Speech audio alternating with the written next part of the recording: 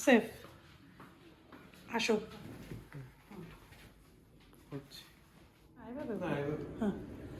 হ্যাঁ হ্যাঁ, সুন্দর লাগে না এখন? অনেক সুন্দর লাগে।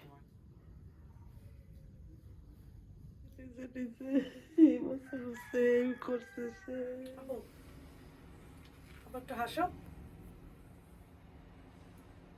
আমার কলিজা একটু, আমার জানের পাখি, আমার জানের পাখিটা, আমার সোনার ছেলেটাকে আমি অনেক মিস করি।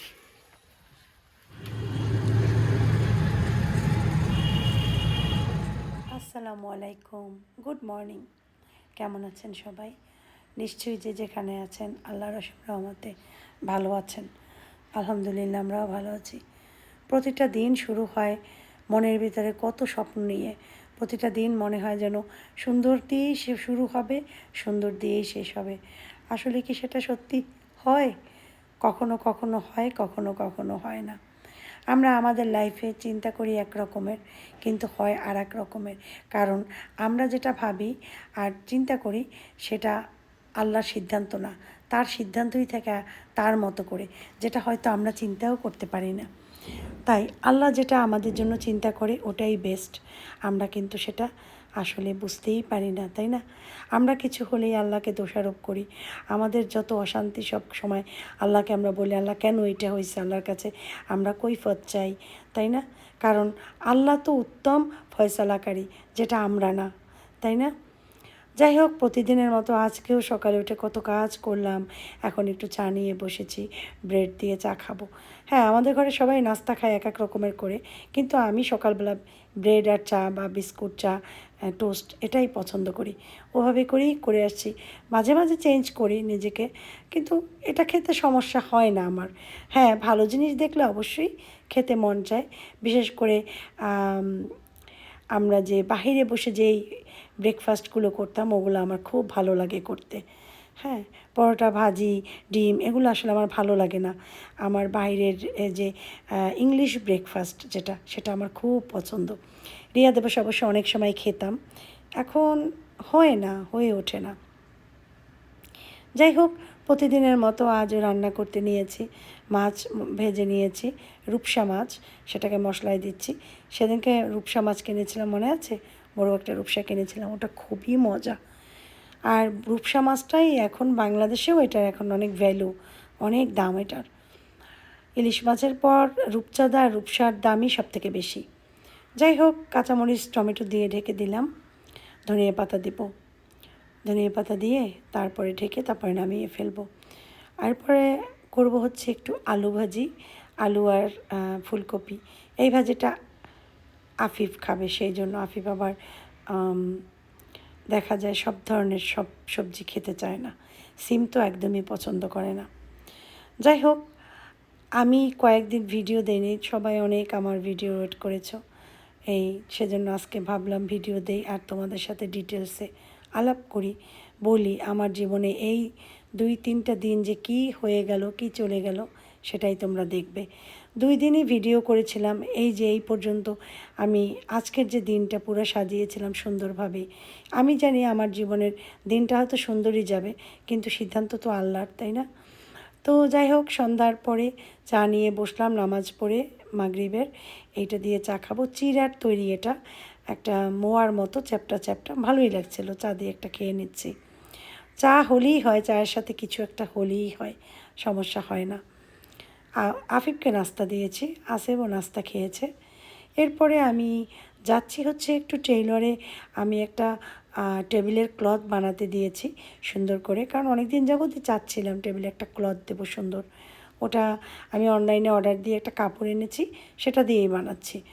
আর যাব হচ্ছে একটু, আসেফ আব্বু বললো যখন বের হই ব্রেড কিনতে যাব, তো আসেফ আব্বু বললো যদি ভাপা পিঠা পাও আমার জন্য একটু নিয়ে এসো। আমি বললাম আচ্ছা ঠিক আছে। আর আমার সাথে কে আছে জানো? আমার সাথে আসেফ। তো আসেফ বললো কি, মা আমার জন্য একটু জিলাপি নাও। ও জিলাপিটা এত পছন্দ করে, তো যখনই বলে জিলাপি না, আমি খুশি হয়ে যাই, কারণ ওর মতো আমিও জিলাপি পছন্দ করি। এরপরে ওর মেডিসিন নিলাম, এরপরে বাসার দিকে যাচ্ছি আমরা। রেজেকের মিলে কাল্লা, যার রেজেকে যেটা থাকে সে সেটা খায়।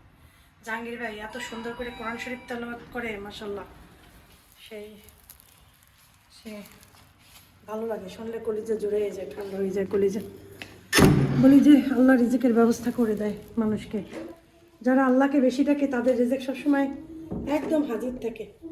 আসার সময় মনে হলো যে জাহাঙ্গীর ভাই একটু গরম গরম জিলাপি দেই, জাহাঙ্গীর আঙ্কেলকে একটু জিলাপি দিলাম। আরে ভাপা পিঠা দিতে পারে না, 2টা ভাপা পিঠা ছিল মাত্র, এই 2টা না 3টা দিয়ে দিছে, কারণ ছিল না। তোমার আব্বু একটু ইয়া খাইতে চাইছে গরম গরম, এই জন্য নিয়ে আসছি, এইতে খাবোই বাবা। আসতেছে নিচে। জাহাঙ্গীর ভাই একটু ইয়া দিলাম জিলাপি, কোরআন তেলাওয়াত করতেছে, আমাকে একটু জিলাপি, আরে আবার জিলাপি দেওয়া লাগে আমাকে, খান আল্লাহরে ডাকতে আছেন, খান তাড়াতাড়ি তাড়াতাড়ি তাড়াতাড়ি খাও, মানে পুরো দমে খাও, একেবারে মজা করে খাও। না না না, ও আমার সামনে বসে বানাইছে কয়টা, এই বলে মামি হয়েছে আর নাই, এই কয়টাই এমনি দিতে পারো, দাও যা পারো দিয়ে দাও। শোনো, আমারে এটা গিফট করছে, আমি যে টেলারে করি না, ওনার মেয়ে খুব সুন্দর জিনিস বানায়, এটা সরব, এটা ভিতরে ঢাকো, ওইটা উঠাও, উঠে রাখো, হ্যান্ডক্রাফটের জিনিস বানায়, বুঝছো? রাইসা ওর নাম, বরিশালের মানুষ যারা আছে তারা ওর কাছ থেকে নিতে পারবো, একটা প্রাইজ আছে এই যে হ্যান্ডক্রাফট বাই রাইসা। আমি তো খুবই পছন্দ করি, দেখো কি সুন্দর চুড়িটা বানিয়ে দিচ্ছে, একটা মডার্ন চুড়ি, এই যে দেখো সুন্দর হয়েছে না চুড়িটা।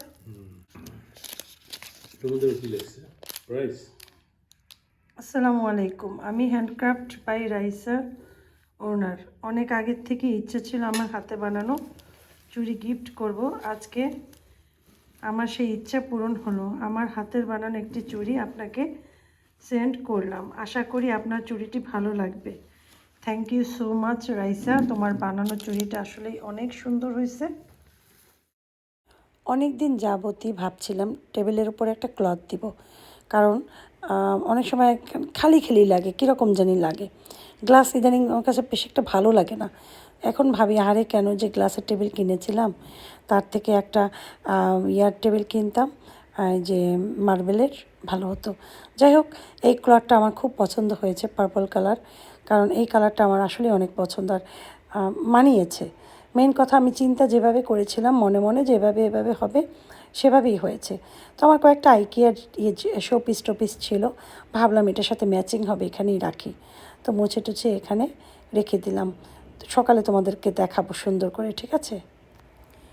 সকালবেলা যাচ্ছি আফিফকে নিয়ে, হচ্ছে স্কুলে, আফিফের স্কুলে। আমি যাব না, আফিফ যাবে।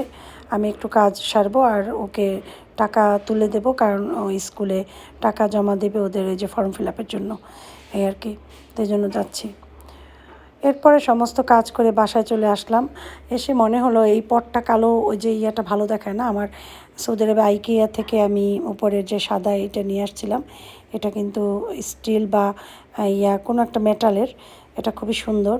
আর এটার উপরে রাখার পর মনে হচ্ছিলো আসলে আইকিয়ার জিনিস না একটু অন্য রকমের থাকে, দেখতেই কেন জানি পরানটা জুড়ে যায়, ভালো লাগে।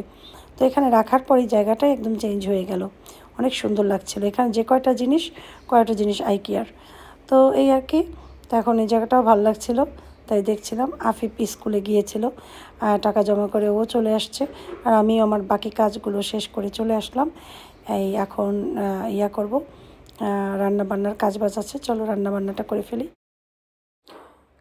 কালকে রাতে যে কাহিনীটা ঘটে গেল সেটা বলছি রান্নার ফাঁকে ফাঁকে।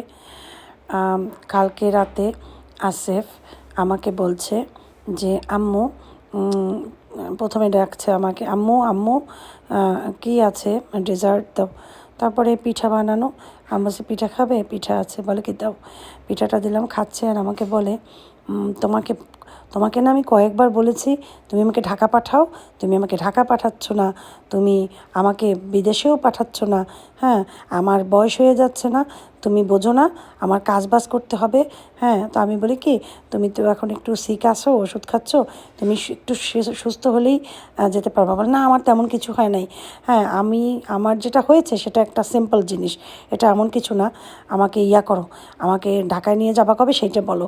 আমি বলছি এই তো কয়েকদিন পরে, এখন তো ইলেকশন হবে, এই জন্য ঢাকায় খুব ঝামেলা চলতেছে, এরপরে আমরা যাব।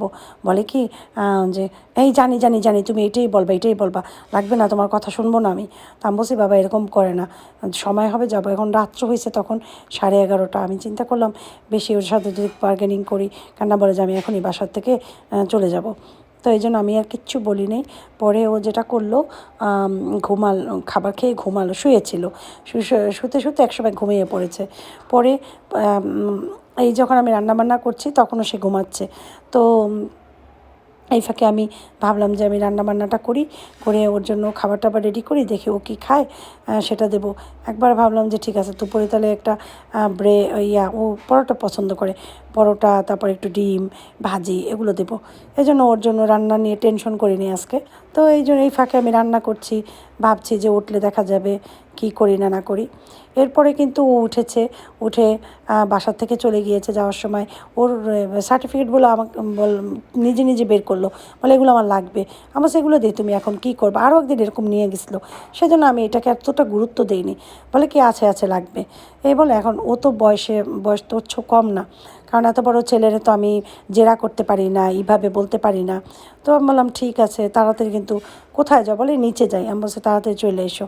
পরে এরপরে আবার আফিফের লাগবে বই কেনা, কারণ আফিফের ওই টেস্ট পেপারগুলো চলে আসছে। চিন্তা করলাম দেরি করা ঠিক হবে না, জলদি জলদি যেয়ে টেস্ট পেপারগুলো নিয়ে আসি। অনেক সময় লাস্টে গেলে পাওয়া যায় না সবগুলা। এরপরে একটু লেসপিতার দোকান দেখে থামলাম। আমার ওই যে কিচেনের ইয়াতে একটু লেসপিতা দিতে হবে, ওই যে ক্যাবিনেটের ইয়া করেছি, কাপড় কিনে ক্যাবিনেটের মতো পর্দা দিয়ে দিয়েছি ওখানে। তো এখান থেকে নিয়ে নিলাম। এরপরে আমি লাইব্রেরি থেকে বই কিনলাম, আসিফের মানে সরি আফিফের সমস্ত টেস্ট পেপার। বাসায় আসার পর ওরে তো অনেক খোঁজা হয়েছে। আমি খুঁজতে গিয়েছিলাম আমার নিচের যে দারোয়ান ওনার ওয়াইফকে নিয়ে। তারপরে সাগর খুঁজতেছে, তারপরে আসিফের আব্বু, এখনও আসিফের আব্বু খুঁজতেছে। কিন্তু আমার কেন জানি মনে হচ্ছিল ও চলে আসবে, সেই জন্য আমি ওর জন্য খাবার রেডি করছি। ও চিকেন চাপটা খুব পছন্দ করে। তো আমি বলি কি যেহেতু দুপুরে খায়নি, চিকেন চাপ করি, পরোটা ভেজে রেখেছি। আমার কেন জানি মনে হচ্ছিলো এখনই চলে আসবে ও, এখনই চলে আসবে। মায়ের মন তো, তাই একদম মানে হয়ে, মা কখনো খারাপ চিন্তা করতেই পারে না। আমি সবসময় মনের ভিতরে ভালো ভালো চিন্তা রেখেছি যে ও চলে আসবে চলে আসবে। ওদিকে তোরা ওকে খুঁজছে সারা জায়গা। এখন বাজে সকাল 6:30। আমি বসে আছি, আমার ছেলেটা কালকে বাসার থেকে চলে গেছে, আজকেও ফেরত আসে না। এই সারা রাত খুঁজছি, কত কষ্ট একটা মায়ের জীবনে, দুনিয়াতে কেউ জানবে না এই কষ্ট।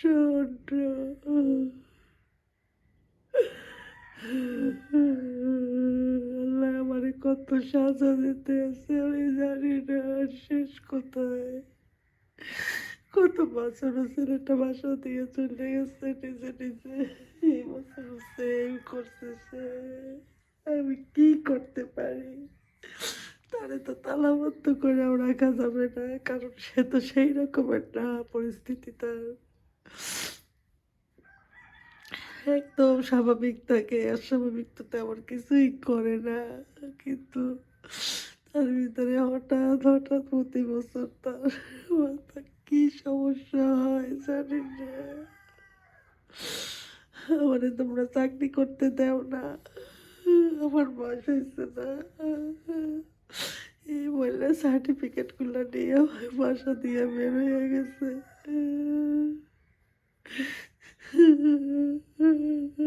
প্রতিদিনের মতো প্রতিদিন তো বাইরে যায়, 5 মিনিট 10 মিনিট পর আবার ব্যাক করে, সামনে পর্যন্ত যায় আবার ব্যাক করে।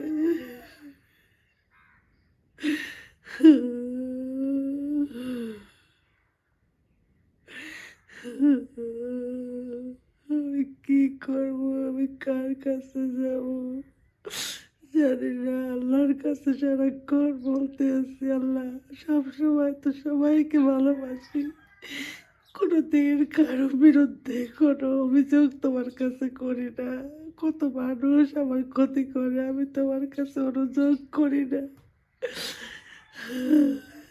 তুই তো বলি যে তোমার ভিতর তুমি করো।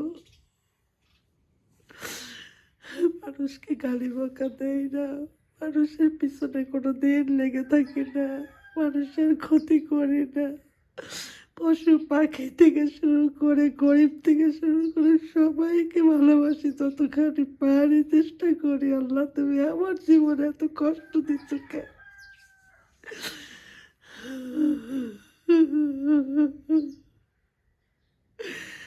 আমার এত দুঃখ আল্লাহ তুমি দিচ্ছ কেন? একটা মারে এত কষ্ট আল্লাহ তুমি কেন দাও? সে মা নিতে পারে না।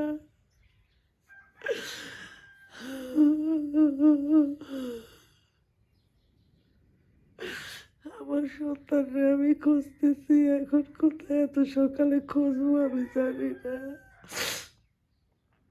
আমি রেডি হয়ে বসে আছি, আমাদের কার্ড ঘুম থেকে উঠলেই আমি বাসার থেকে বেরোবো।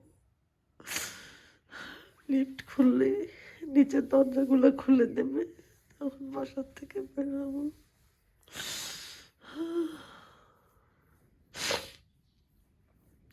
আল্লাহ সবাই আমার ছেলের জন্য দোয়া করেন।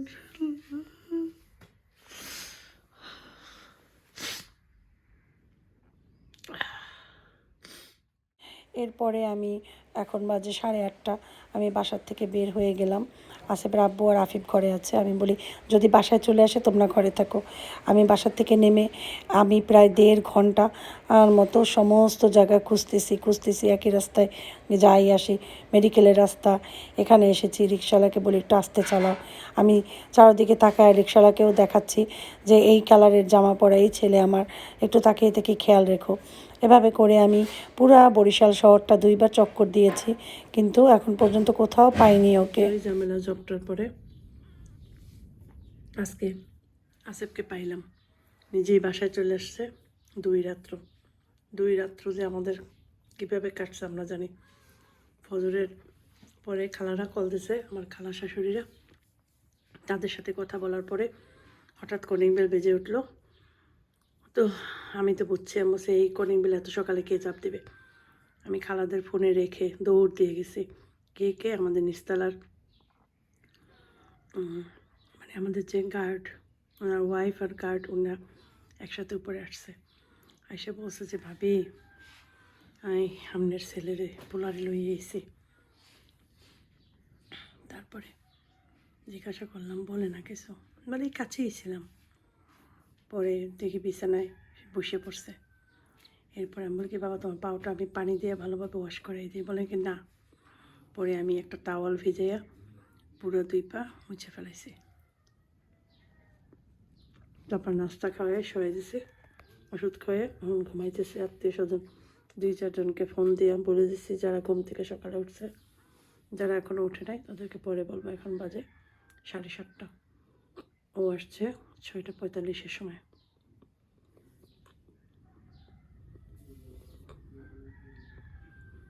এই 2 দিন পর আজকে চা খাইতে নিছি।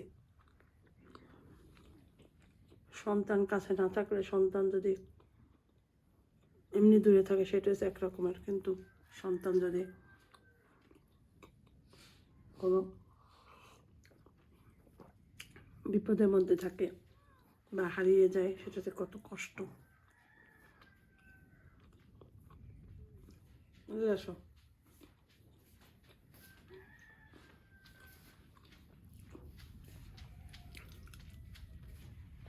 ছেলে পেয়ে অনুভূতি কি? টেনশনে ঘুমাইতে পারি 2 দিন, খাওয়া দাওয়া ছিল না। আজকে আবার মানে আনন্দে ঘুম আসে না। আমি তো আলহামদুলিল্লাহ যারা যারা সাথে ছিল তাদেরকে জানাইছি, যারা যারা খবর টবর নিচ্ছে সার্বিক যখন যারা ছিল অনেকেই খবর নিছে, সাথে ছিল, করছে, বহু মানুষ সাথে ছিল, ওই যে কালকে রাত্রে বহু মানুষ বাসায় আসছে। কালকে রাত্রে যখন ভাবি তো কালকে রাত্রে সেই 10:30টার সময় আসছে বাসায়, আমার বড় ভাবি এসে অনেকক্ষণ আমার সাথে ছিল। 11:15টায় বাসা দিয়ে চলে গেছে। সাগরের সাথে একসাথেই সবাই চলে গেছে ওরা মনে হয়, কারণ সাগরের সাগর খুঁজতেছিল, বাসায় ওরা একসাথেই পৌঁছেছে। কারণ আমি যখন কল দিয়েছি তখন সাগর কথা বলতেছে, তখন মাহিদুর সাথে ভিডিও কী করব, ভিডিও করার মতো হাতে ক্যামেরা ওঠে না, মন মানসিকতা নাই, কিচ্ছু নেই। বাঁধাকপি করতেছিলাম, বাঁধাকপি ডিম দিয়ে ভাজি করব। একটু কুটে রেখেছি, যেটা আসেবের জন্য নুডলস করবো, নুডলসে দেবো। এখানে একটু চিকেন আছে, নুডলস অলরেডি বয়েল দিয়েছি। আসেবের গায়ে একটু জ্বর, তো আসেবের জন্য নুডলস করব। আর ভাবছি দুপুরে আসেব নুডলসই খাক। আজকে আসিফকে হসপিটালে অ্যাডমিট করব, হসপিটাল না, যেটাকে বলে ইয়া সেন্টার, ওইখানে অ্যাডমিট করব, যেহেতু শীতের সময় আসিফের একটু প্রবলেম হয়।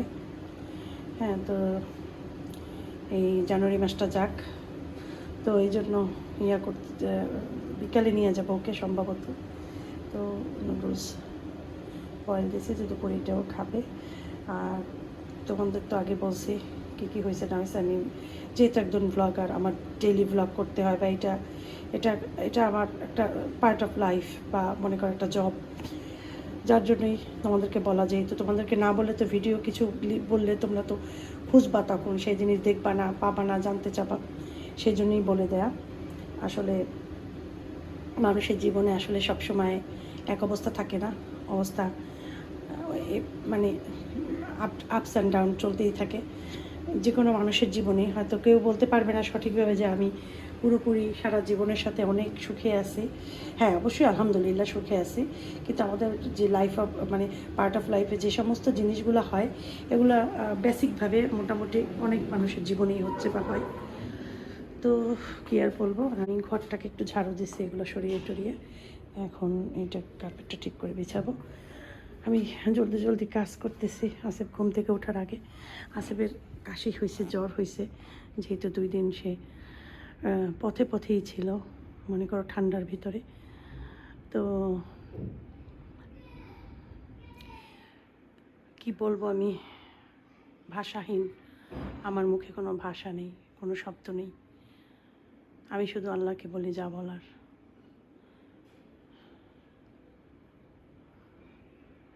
তোমাদের যখন কোনো খারাপ কোনো কিছু ঘটবে তোমাদের লাইফে, 2টা জিনিস করবা: তাহাজ্জুদ পড়বা, বেশি বেশি আল্লাহর সাথে কান্না করবা, তাওয়াক্কুল করবা, মানে আল্লাহর উপর ভরসা রাখবা।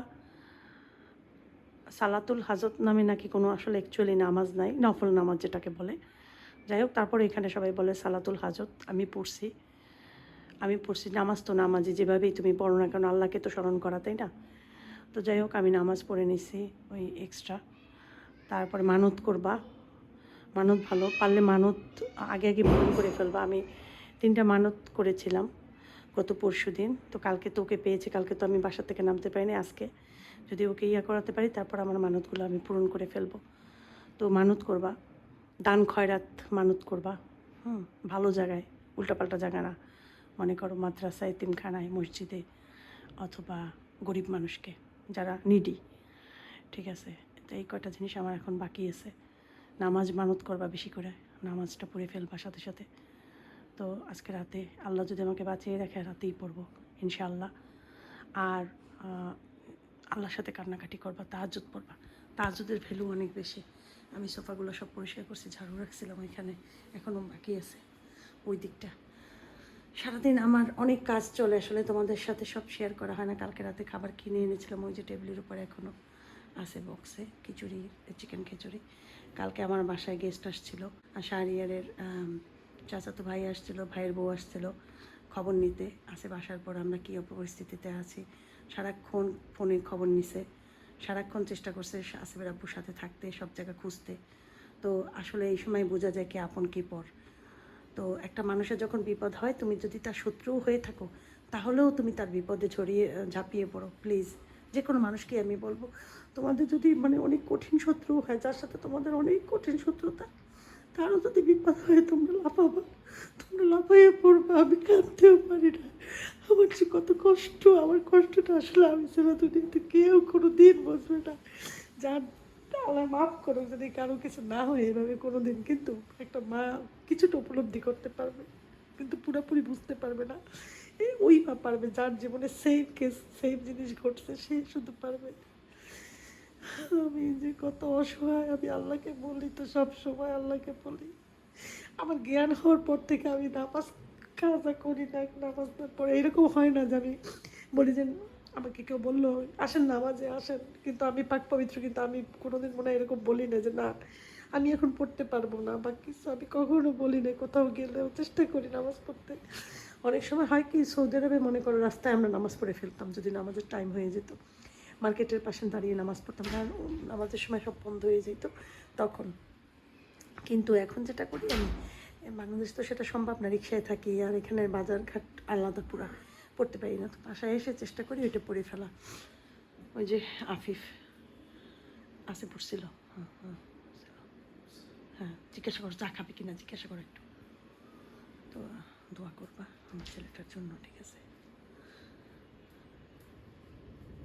মাছ ভেজে মশলায় দেবো, বাঁধাকপি ভাজি করে ফেলছি, আর এবার নুডলস করবো। সমস্ত করার পর নুডলস করবো, ভাত বসাবো। নুডলস হয়ে গেছে, মাছ হয়ে গেছে মশলায় দেয়া।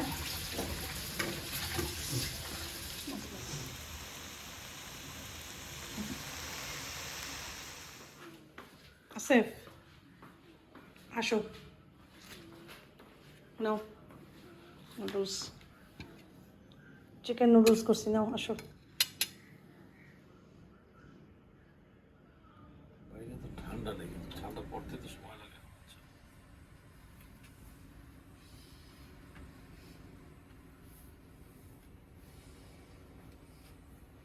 আপু আবার একটু হাসো। আমার কলিজা একটু, আমার জানের পাখি, আমার জানের পাখিটা, আমার কলিজা আর টুকরাটা, আমার টুকু পুকুটা। আসো রঙের বই নাই, চলো চলো আপা।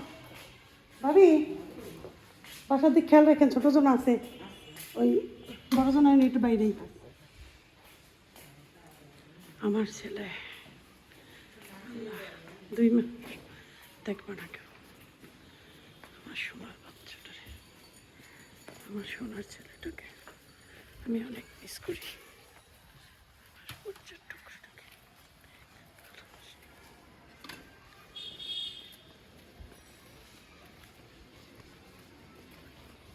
বরিশালে অনেকগুলো রিহ্যাব সেন্টার আছে, সেখান থেকে বাছাই করে আমার পছন্দ মতো একটা দিয়ে দিলাম।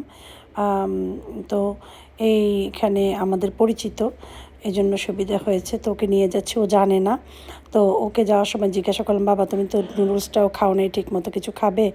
অনেক সাদাসাদির পরে বার্গার খাবে, সে বার্গার কিনে দিয়েছে, খাচ্ছে, আর সে জানে তাকে নিয়ে বেড়াতে যাচ্ছি, সে কিন্তু জানে না।